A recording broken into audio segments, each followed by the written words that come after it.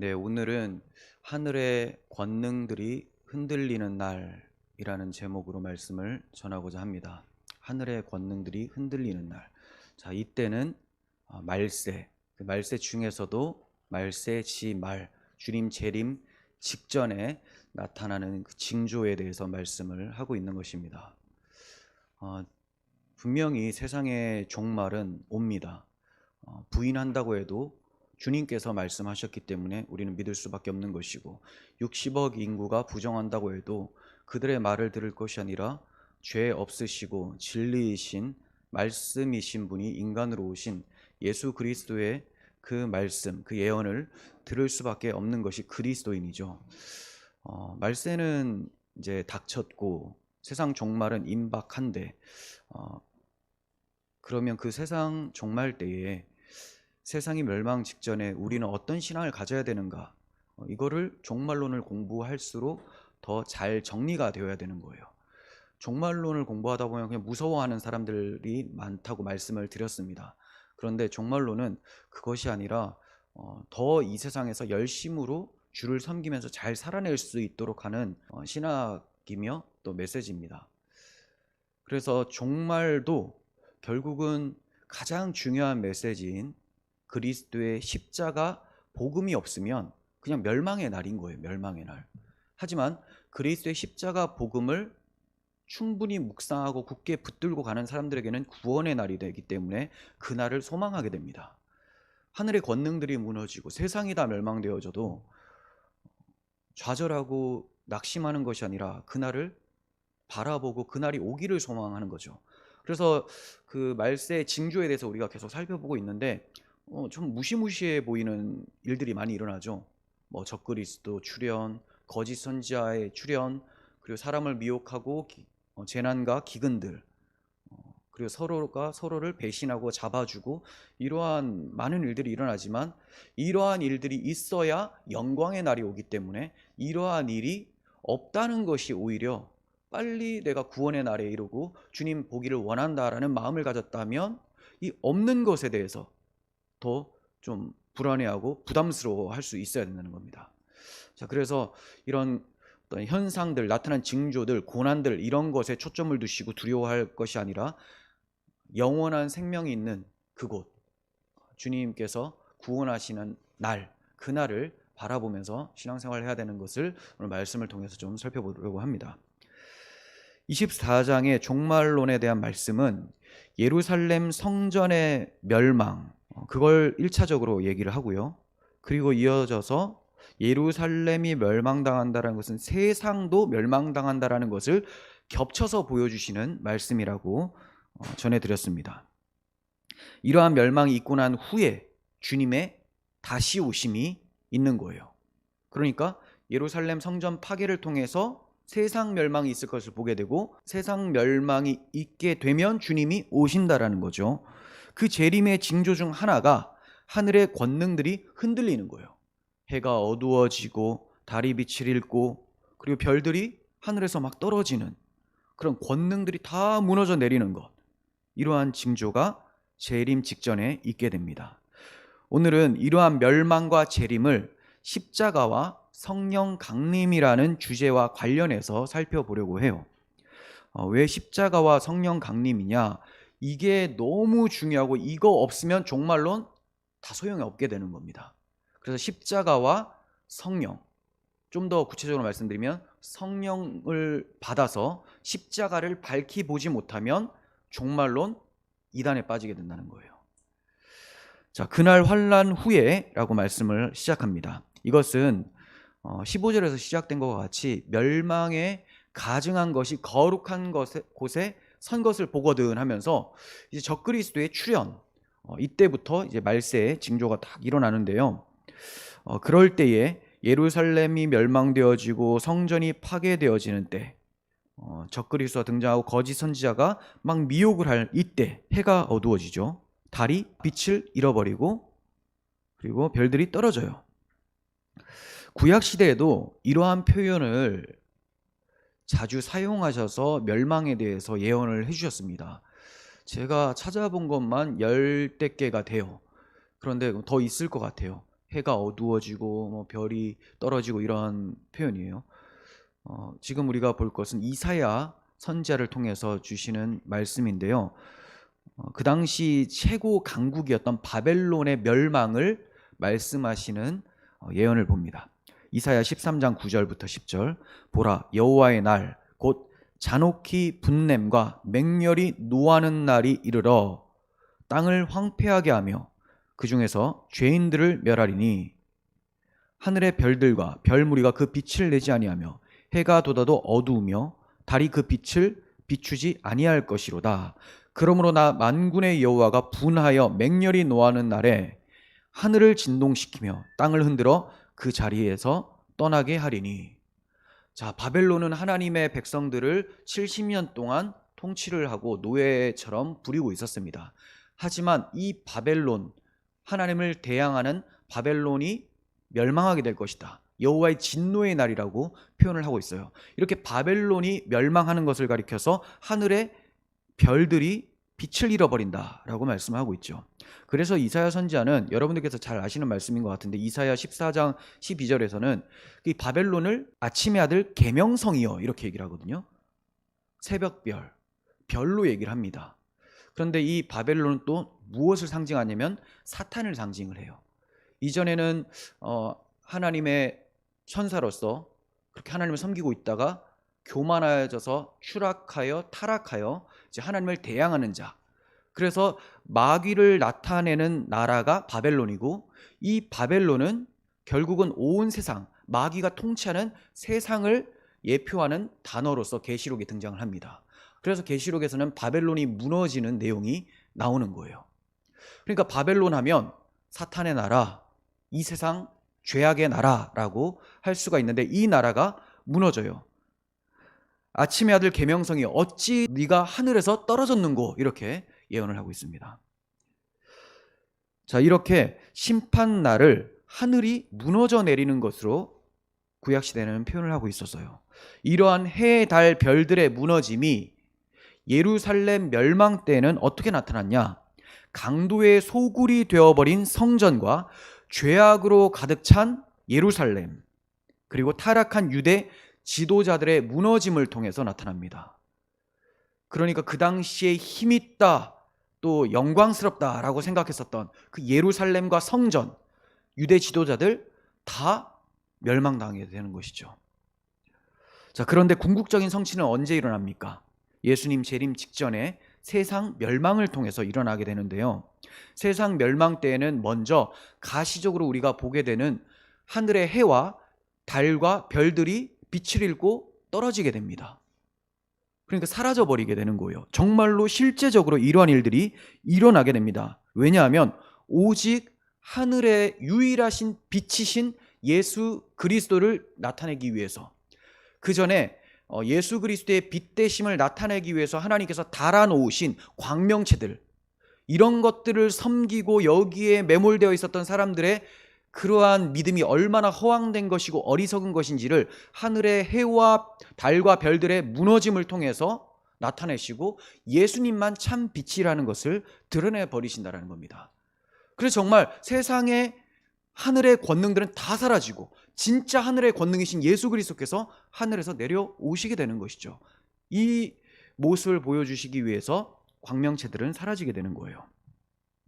그리고 세상 사람들이 힘있고 가치 있게 여겼었던 모든 것들이 다 무너져 내리게 된다라는 영적 의미도 가지고 있습니다. 그러니까 세상 멸망에 무엇이 일어난다고요? 하늘의 광명체들 다 사라지게 되고 사람들의 마음속에 해, 달, 별 이라고 생각했었던 모든 가치들은 다 무너져 내리게 된다는 겁니다. 손에 쥐고 갈 것이 아무것도 없어요. 세상 종말 오기 전에 개인의 종말, 임종 때만 해도 가지고 가는 것이 없습니다. 이것만 보면 우리가 종말도 볼 수 있어야 되는데 그렇게 영적으로 둔하다라는 거예요. 옆에 사람들이 임종을 맞이해도 그것에 대해서 별로 둔감합니다. 세상 사람들의 인생이 얼마나 허무하고 쏜살같이 지나간다라는 것에 대해서 별로 경계의식을 가지고 있지 않는 것 같아요. 그리고 더 우리가 자주 느낄 수 있는 것은 매일 잠들잖아요. 이 잠이라는 것은 우리가 이제 앞으로 임종하게 될 것을 늘 주님께서 준비시켜 주시는 작업이라고 할 수 있는 거죠. 일반 은총 가운데 충분히 누릴 수 있는, 묵상할 수 있는 것인데 매일 잠들면서도 그것을 알지 못해요. 그리고 이렇게 잠들게 되면 우리 또 깨어나죠. 이렇게 주님께서 다시 오셔서 우리를 깨어나게 하신다, 부활시켜 주신다라는 것까지 묵상을 해야 되는데, 이렇게 많은 요소들을 주님께서 은혜의 도구로 주셨음에도 불구하고 이 세상이 전부인 것 마냥 살아가는 사람들, 이런 사람들을 그리스도인이라고 보기가 너무 힘들다라는 겁니다. 자, 이렇게 세상 멸망에 대해서는 해, 달, 별들이 사라지는 것을 통해서 볼 수 있다라는 것을 말씀을 드렸고, 사도 요한이 본 환상을 통해서도 이 점을 알 수가 있어요. 자, 계시록 6장 12절 보시면, 내가 보니 여섯째 인을 떼실 때에 큰 지진이 나며 해가 검은 털로 짠 상복같이 검어지고 달은 온통 피가 같이 되고 하늘의 별들이 무화과 나무가 대풍에 흔들려 설익은 열매가 떨어지는 것 같이 땅에 떨어지며 하늘은 두루마리가 말리는 것 같이 떠나가고 각 산과 섬이 제자리에서 옮겨짐에 땅의 임금들과 왕족들과 장군들과 부자들과 강한 자들과, 자, 여기까지는 아주 강력한 사람들이죠. 그 다음 모든 종과 자유인이 굴과 산들의 바위 틈에 숨어 산들과 바위에게 말하되 우리 위에 떨어져 보좌에 앉으신 이의 얼굴에서와 그 어린 양의 진노에서 우리를 가리라.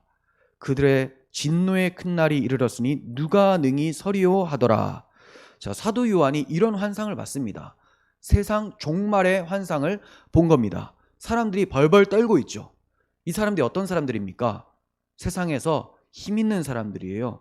유력한 자들이었습니다. 그리고 종과 자유인이라고 하죠. 그냥 평민이나 또 사회적 신분이 낮은 사람일지라도 다 두려워 떤다는 겁니다. 왜 떱니까? 어린 양과 하나님 앞에 설 수 있는 의의가 없기 때문에, 진노를 받을 수밖에 없다라는 것 때문에 두려워 떤다는 거예요. 전능하신 이 앞에서 서는 것, 그리고 어린 양 보좌 앞에 서는 것, 이것이 얼마나 두려운 일인지를 보여주는 거예요. 세상 사람들이 무너지지 않을 것이라고 여기는 하늘과 땅과 해, 달, 별, 이렇게 무너지는 날들이 반드시 올 것입니다. 이것은 만왕의 왕으로서 우리 죄를 위하여 일찍이 죽임당하신 어린 양 예수 그리스도께서 오시는 그날에 그렇게 될 것입니다. 사람들의 해, 달, 별들은 온데간데 없게 돼요. 그토록 내가 추구했었던 것, 그토록 세속의 욕망으로 주워 담았었던 것 다 사라지게 된다고 합니다. 그날은 진노의 큰 날로서 하나님 앞에 설 수조차 없는 무서운 날이에요. 그러나 모두에게 그렇게 느껴지는 것은 아닙니다. 그리스도 예수 안에 있는 자에게는 결코 정죄함이 없나니라고 사도 바울이 말씀했죠. 그리스도 예수 안에 있으면 정죄가 없으니 심판이 없게 되는 것입니다. 그러므로 하늘의 권능들이 무너지는 날에 그리스도인들은 참된 하늘의 권능으로 오실 그리스도를 바라보면서 그분 앞에 능히 서게 되는 거예요. 계시록 7장 9절에서 10절이 이 점을 말씀하고 있습니다. 자, 이 일 후에 내가 보니 각 나라와 족속과 백성과 방언에서 아무도 능히 셀 수 없는 큰 무리가 나와 흰옷을 입고 손에 종려가지를 들고 보좌 앞과 어린 양 앞에 서서 큰 소리로 외쳐 이르되 구원하심이 보좌에 앉으신 우리 하나님과 어린 양께 있도다 하니라고 합니다. 큰 무리가 흰옷을 입고 어린 양 보좌 앞에 서 있습니다. 담대하죠. 다른 사람들은 바위 틈에 숨어서 산하 바위야 내 위에 떨어져서 내가 눌려 죽어도 상관없으니 저 진노에서 좀 피하게 해달라라고 했는데, 이들은 어떤 사람들인지 몰라도 막 간이 배 밖으로 나온 것 같아요. 그냥 옷 입고 앞에 서 있다라는 거죠. 자, 이 사람들이 누굽니까? 장로 중 하나가 응답하여 나에게 이르되 이 흰옷 입은 자들이 누구며 또 어디서 왔느냐라고 질문을 합니다. 그랬더니 사도 요한이 네 주여 당신이 아십니다. 그래서 그가 다시 얘기를 합니다. 큰 환란에서 나온 자들이다. 큰 환란. 마지막 날에 대환란이 있을 것을 얘기를 하는 거예요. 그것만을 얘기하는 것이 아니라 대환란 전에 죽은 모든 성도들이라 할지라도 자신의 인생 속에서 모두 그리스도의 십자가를 지고 살아가기 때문에 환란을 통과하죠. 자, 이렇게 환란에서 나오는 자들인데 어린 양의 피에 그 옷을 씻어 희게 한 사람들이다. 누구예요? 예수 그리스도의 십자가 복음을 믿고 그분의 의를 힘입은 자들이죠. 그리스도인을 얘기를 하는 거예요. 자, 이 그리스도인들이 담대히 어린 양의 보좌 앞에 서게 되는 겁니다. 그러므로 그들이 하나님의 보좌 앞에 있고 또 그의 성전에서 밤낮 하나님을 섬김에 보좌에 앉으신 이가 그들 위에 장막을 치시리니 그들이 다시는 줄이지도 아니하며 목마르지도 아니하고 해나 아무 뜨거운 기운에 상하지도 아니하리니. 자, 이러한 표현은 광야 이스라엘 백성들의 모습들을 얘기를 하죠.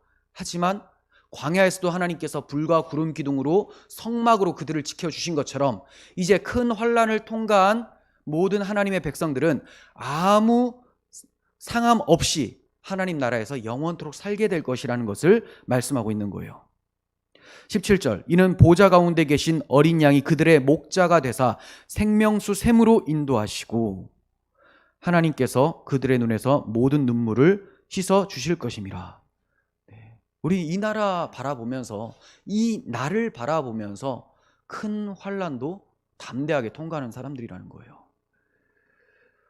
6장에 두려워서 무서웠던 사람들, 그리고 7장에서 어린 양의 보좌 앞에 담대히 선 사람들, 무슨 차이가 있습니까? 여러분, 무엇 때문에 이러한 극명한 대조가 일어납니까? 예수 그리스도의 피를 흘리게 한 자냐, 아니면 자기가 흘리게 한 자라는 것을 알고 회개하여 그 피를 자신에게 적용시킨 사람이냐? 내가 예수님을 찔러 죽였습니다, 예수님이 나 때문에 죽으신 구원자십니다라고 고백하는 사람이냐, 아니면 예수는 신성 모독자다라고 하면서 끊임없이 예수를 박해하며 그분을 부인했었던 사람이냐에 따라서 평안이냐 두려움으로 나눠진다라는 거예요. 여러분, 그리스도인들은 그리스도의 십자가 보혈을 의지하며 심판대 앞에서 담대하게 설 수 있는 사람입니다. 그 심판대는 구원의 대가 되는 것이죠. 구원의 대. 이런 구원을 가능하게 하시는 분이 예수 그리스도세요.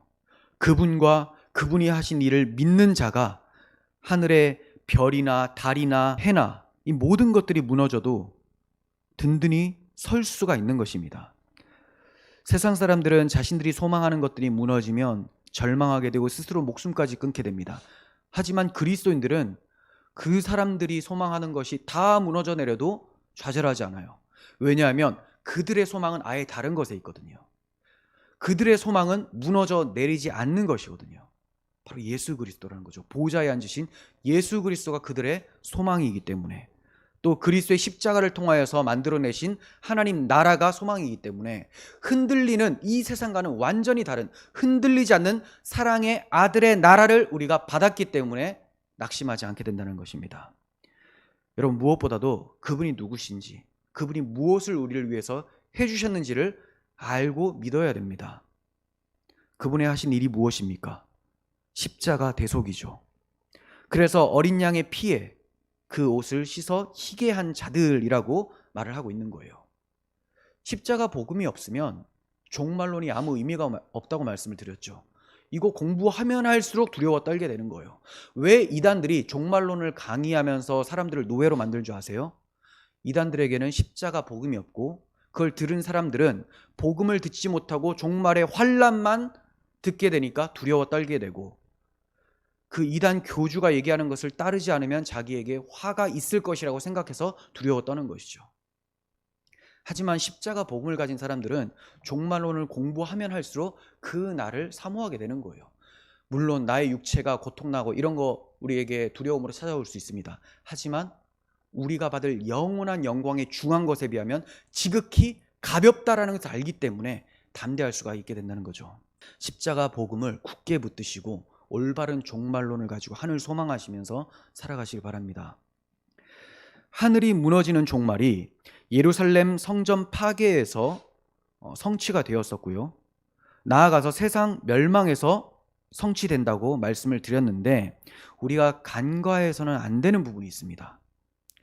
예루살렘 멸망과 성전 파괴보다 앞서는 성취가 있어요. 앞서는 성취. 그때는 본문을 말씀하시는 예수님이 이제 곧 유월절이 되어서 감당하실 십자가 사건이 있죠. 그때를 얘기를 합니다. 십자가 때 이미 세상 종말은 묵시적으로 성취가 되어지는 거예요. 십자가에서 세상 종말은 이미 나타났다. 그리고 또 하나, 성령 강림을 통해서 세상 종말이 밝히 보여진다는 겁니다. 자, 조금 더 자세하게 말씀을 드리려고 합니다. 요엘 선지자가 십자가와 성령 강림으로 종말이 묵시적으로 성취가 되었다는 것을 나타내고 있습니다. 예언을 했습니다. 그는 십자가 후 성령 강림의 날을 본문처럼 종말론적 표현을 사용해서 예언을 합니다.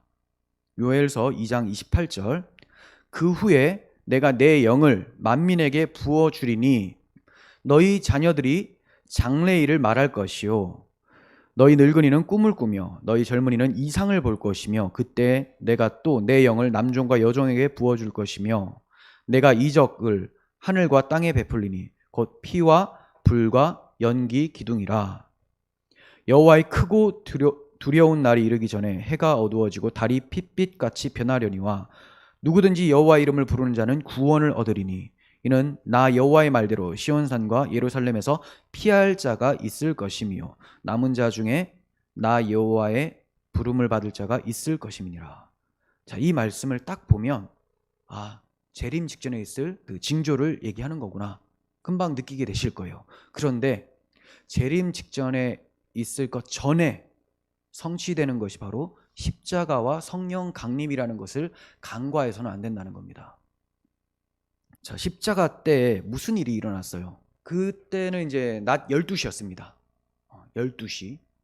그리고 오후 3시까지 가장 해가 뜨겁게 밝게 비춰지잖아요. 근데 해가 어두워져 버려요. 자, 이것은 종말론적 표현이죠. 그런데 십자가에서 이러한 일들이 일어납니다. 하늘의 권능들이 사라져 버리는 것이죠. 자, 누가복음 23장 44절. 때가 제6시쯤 돼요. 6시가 오후 12시예요.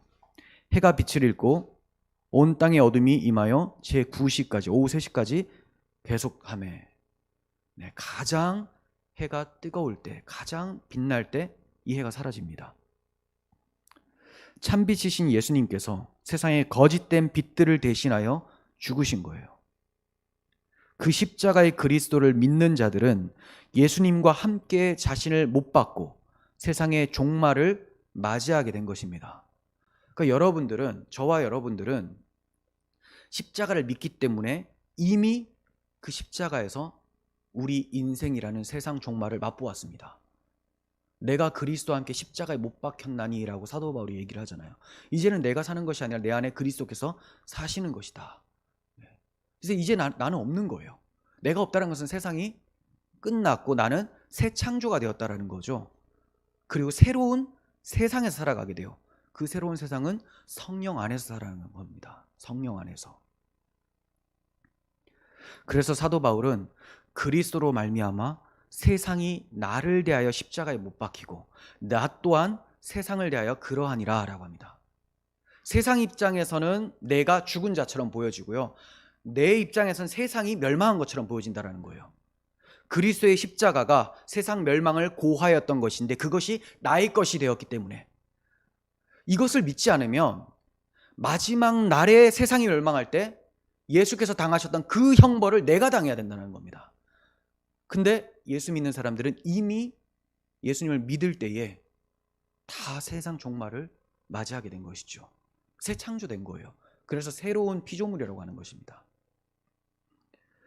이렇게 그리스도의 십자가로 세상 종말을 알리시고 성령 강림을 통하여 재림하실 것도 알려주신 거예요. 자, 세상 종말이 있기 전에는 해가 어두워진다고 했죠. 그리고 주님이 오신다고 했죠. 십자가에서 예수님이 죽으실 때 해가 어두워지고 주의 영이 오시게 되죠. 성령 강림. 자, 이 순서대로 세상은 종말을 맞이하게 될 것이라는 것을 십자가와 성령 강림을 확실하게 본 우리들은 확신할 수 있어야 되는 거죠. 세상 종말은 이렇게 오는 거구나. 그러니까 십자가와 성령을 모르면 종말을 엉뚱하게 대비하게 되는 거예요. 종말이 있을 것을 생각하지 않고 살게 되는 거죠. 하지만 십자가 사건이 확실하게 있었고 성령이 임한 자들은 종말은 반드시 있다. 세상 멸망 반드시 있다. 그렇지 않으면 주님이 왜 죽으셨겠습니까? 성령께서 왜 오셨겠습니까? 성령 강림 때 사도 베드로가 요엘서의 예언이 성취되었다고 하는 설교를 합니다. 자, 사도행전 2장 16절인데요. 우리가 앞서 요엘 2장 28절의 말씀을 살펴봤었죠. 이것을 인용하면서 하는 설교예요. 그래서 다 읽지는 않겠습니다. 사도행전 2장 16절.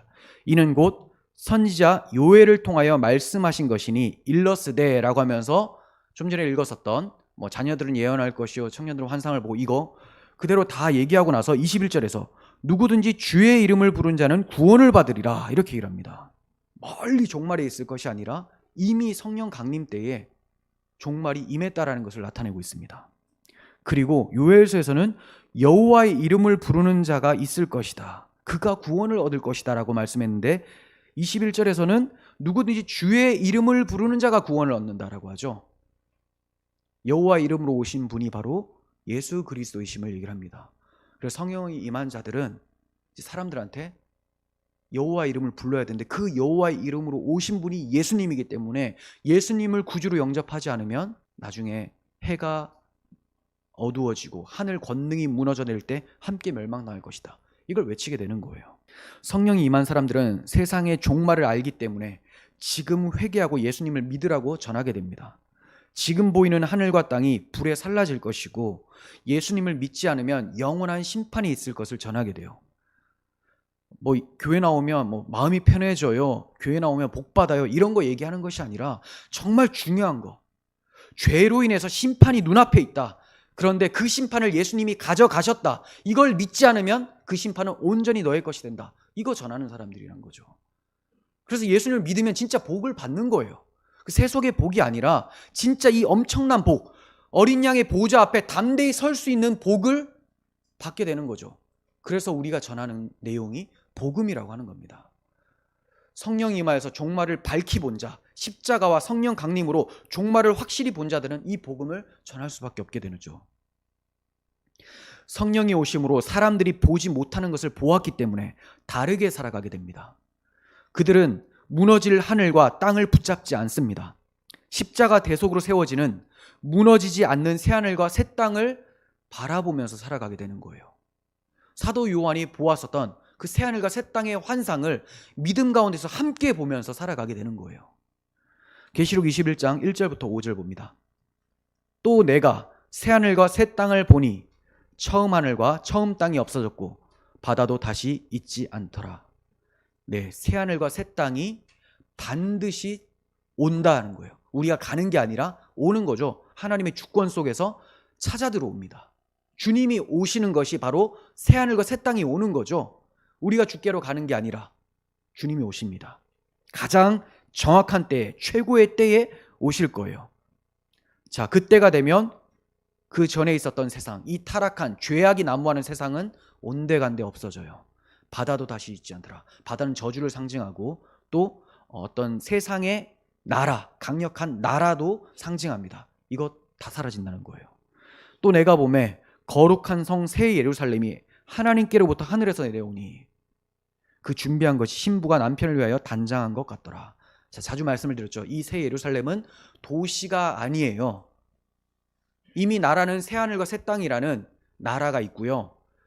그 가운데서 예수님의 신부된 교회들이 이제 새 예루살렘과 같이 내려온다는 거예요.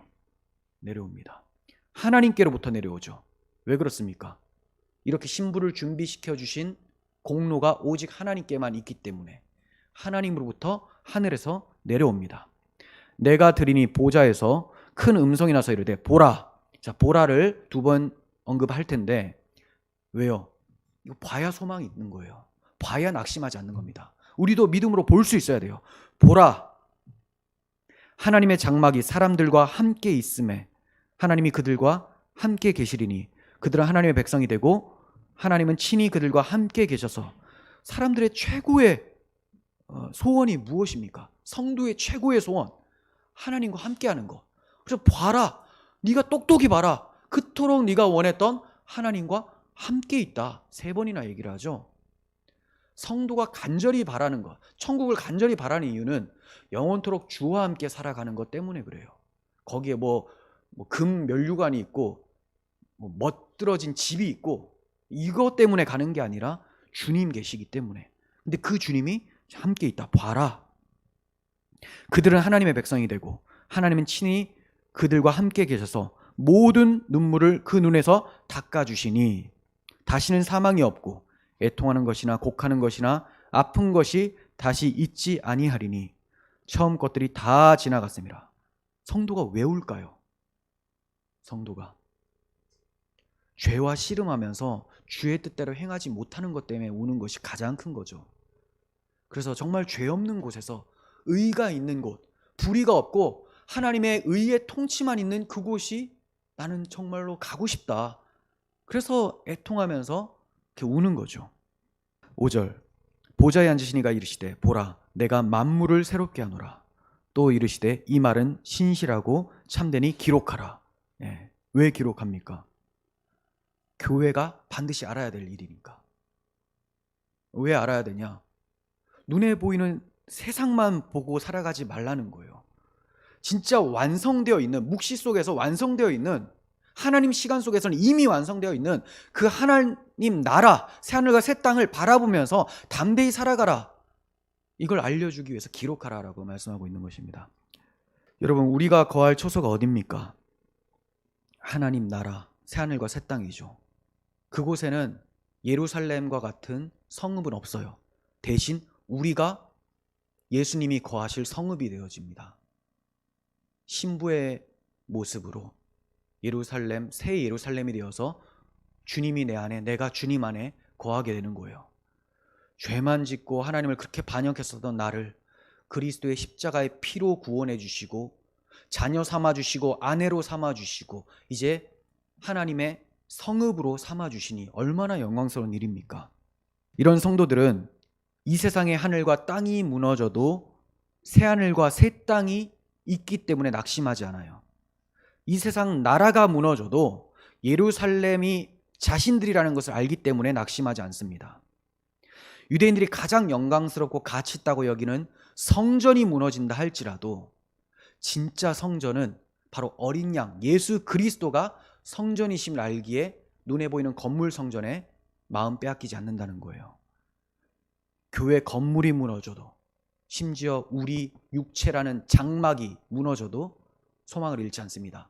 왜냐하면 주님의 부활하신 몸과 같이 더 나은 몸으로 주님께서 덧입혀 주실 것이기 때문에 절망하지 않아요. 도무지 이 세상에서 성도를 절망케 할 만한 것을 찾을 수가 없다는 거예요. 도무지. 뭐가 있습니까? 한번 여러분들 스스로 질문해 보세요. 여러분들을 절망케 할 만한 그 무엇이 어디 있느냐? 그렇다면 예수님의 십자가가 너무 힘이 없는 거죠. 근데 내가 절망되고 있다. 그럼 나의 신앙을 의심해 봐야 됩니다. 내 신앙에 빨간불이 들어온 거예요. 십자가 복음이 밝히 보이지 않는 것이고 십자가와 성령 강림을 통해서 세상 종말이 뚜렷이 보이지 않고 있기 때문에 새하늘과 새 땅이 안 보이고 이 세상, 바벨론과 같은 세상이 내 세상이라고 생각하고 있기 때문에 넘어지게 된다는 겁니다. 우리 신앙을 한번 돌아봐야 돼요.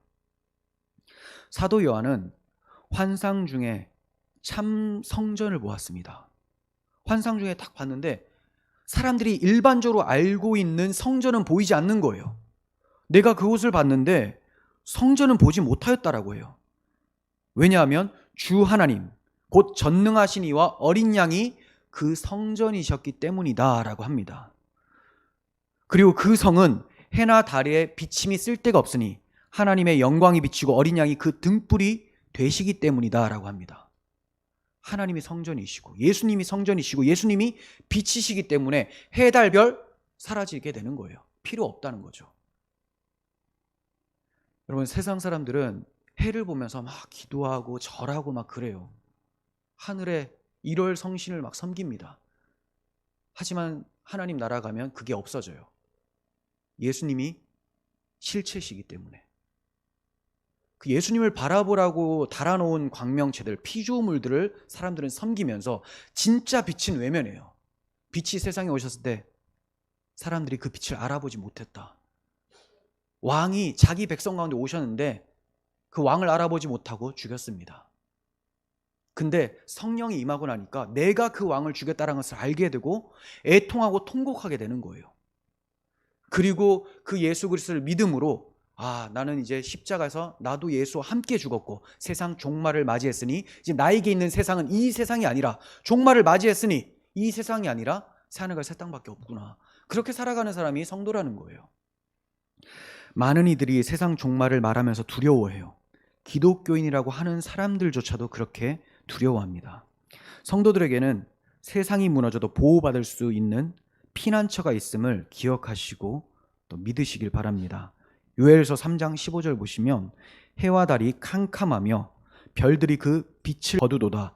여호와께서 시온에서 부르짖고 예루살렘에서 목소리를 내시리니 하늘과 땅이 진동하리로다. 그러나 여호와께서 그의 백성의 피난처 이스라엘 자손의 산성이 되시리로다. 세상이 무너져도, 세상이 막 흔들리고 무너져도 여호와께서 그들의 산성이요 피난처가 되시니 걱정하지 말라고 하죠. 노아도 세상이 멸망할 때 노아가 담대할 수 있었던 것은 방주 안에 있었기 때문입니다. 우리의 방주가 어디입니까? 그리스도 안이죠. 그리스도 안. 그리스도께서 우리의 피난처, 도피성, 영원한 성읍이 되어주십니다. 그리스도 안으로 도망가시기 바랍니다. 주님은 반드시 오세요. 오실 때에 세상 하늘과 땅은 심판을 받을 거예요. 그러나 많은 사람들이 그날을 준비하기 싫어서 일부러 잊으려고 해요. 베드로후서 3장 3절부터 봅니다. 3절부터 먼저 이것을 알지니 말세에 조롱하는 자들이 와서 자기의 정욕을 따라 행하며 조롱한다고 하죠. 조롱하는 자들은 배교자들을 얘기를 합니다. 처음에 예수 믿는 것 같았지만 결국 다 배교하고 어리석은 자들아 하면서 막 조롱을 합니다. 무엇에 대한 조롱이냐? 이르되 주께서 강림하신다는 약속이 어디 있느냐? 주님 오신다고 했는데 왜 아직까지 안 오냐? 막 조롱하는 거예요.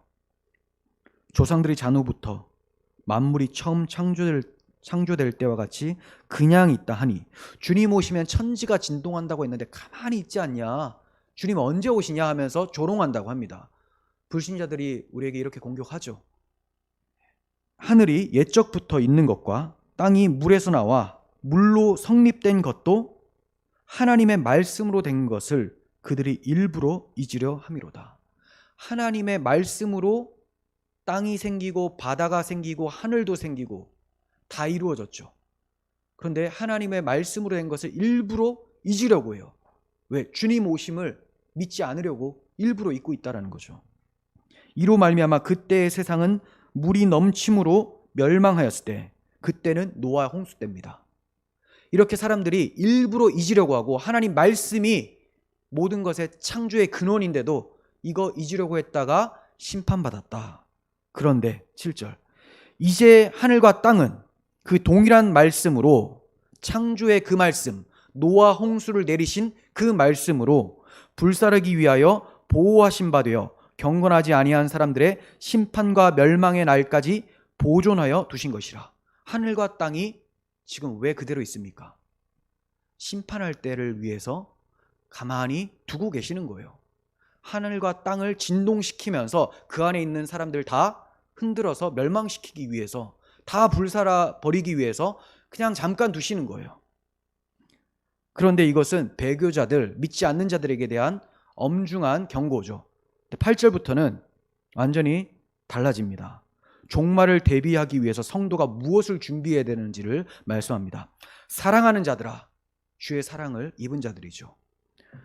주께는 하루가 1000년 같고 1000년이 하루 같다는 이 한 가지를 잊지 말라. 주께서는 하루가 1000년 같고 1000년이 하루 같다. 주님은 우리의 시간 개념과 다르시다라는 거예요. 영원 가운데 계신 분이기 때문에 시간이 짧으면 짧을 수도 있고 길면 길 수도 있다는 겁니다. 그럼 우리는 이 말씀을 통해서 어떠한 교훈을 얻어야 되겠습니까? 하루가 1000년 같다고 하니 얼마나 빨리 지나갑니까? 이 빨리 지나가는 인생 부지런히 주를 위해서 살아야 되겠다라는 사명감을 갖게 하는 것이고, 또 1000년이 하루 같다라는 것은 재림이 그리 길지 않다라는 거죠. 사람들이 더디다, 언제 오냐 조롱할 때 거기에 휘둘리지 말라는 거예요. 속히 온다. 주님의 시간대는 우리 인간이 생각하는 것과 다르다. 속히 오니까 주의 재림의 때를 준비하며 부지런히 살아라. 신속하게 살아라 라고 말씀하고 있는 것입니다. 주의 약속이 어떤 이들은 더디다고 생각하는 것 같이 더딘 것이 아니라, 왜 우리가 생각할 때 늦게 오시는 것 같으냐? 오직 주께서는 너희를 대하여 오래 참으사 아무도 멸망하지 아니하고 다 회개하기에 이르기를 원하시느니라. 우리 구원하시려고. 그러니까 아직까지 회개치 않는 그 사람, 그 영혼이 돌아오면 주님 오신다는 거예요. 그래서 저는 제가 몇 번 말씀을 드린 것 같기도 한데, 아이가 이제 셋째가 곧 태어나죠. 다음 달 되면. 근데 이 아이가 태어날 때마다 마지막으로 회심할 아이가 아닌가, 주님 오시게 하는 아이가 아닌가, 이렇게 이제 생각을 합니다. 이거는 꼭 제 아이뿐만이 아니라 여러분들이 누구를 볼 때 이 사람이 회심하면 주님 오실 수 있다, 그 긴장감을 가지고 해야 된다는 거예요. 전도를 해야 된다는 거죠. 왜냐하면 주님께서 다 회개하기 이르기까지 참고 안 오신다는 거예요. 지금 당장에 와서 이 더러운 세상을 멸망시키고 싶은데 그 택하신 한 명이 돌아올 때까지 주님이 기다리고 계신다는 거죠. 늘 종말을 생각하면서 우리가 전도를 하건 말씀을 보건 기도를 하건 경건한 삶을 살아가건 그렇게 생활을 할 수 있어야 된다는 겁니다. 자, 10절 봅니다. 그러나 주의 날이 도둑같이 오리니 그날에는 하늘이 큰 소리로 떠나가고 물질이 뜨거운 불에 풀어지고 땅과 그 중에 있는 모든 일이 드러나리로다. 이 모든 것이 이렇게 풀어지리니 너희가 어떠한 사람이 되어야 마땅하냐? 자, 이제 우리가 어떻게 살아야 되는지를 말씀합니다. 거룩한 행실과 경건함으로. 행실은 말 그대로 행위죠. 경건함은 자세입니다. 마음 자세.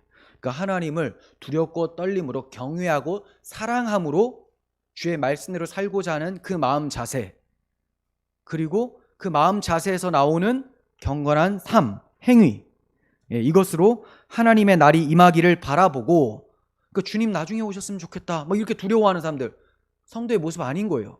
주님 속히 오셨으면 좋겠다, 주님 오시는 것을 바라보라고 하잖아요. 주의 날이 임하기를 바라보고 간절히 사모하라.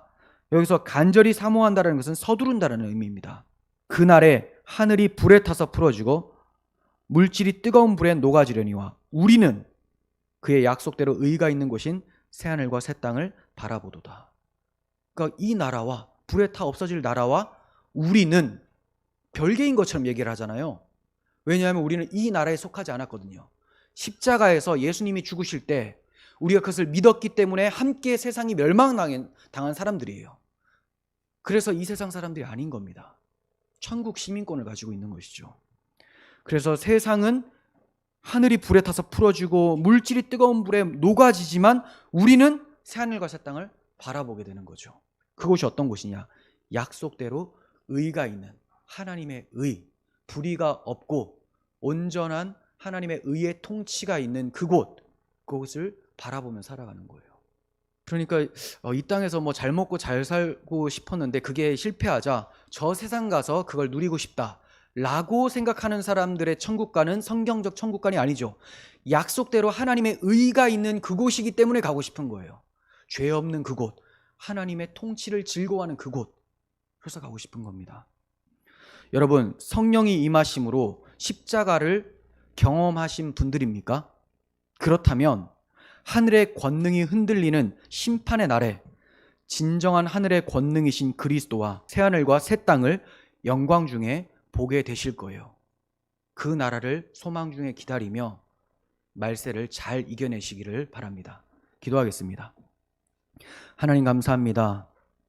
성령께서 임하심으로 십자가가, 그리스도의 십자가가 나의 십자가가 되었고 성령의 오심을 통하여서 주님의 재림 또한 밝히 보여주심에 감사드립니다.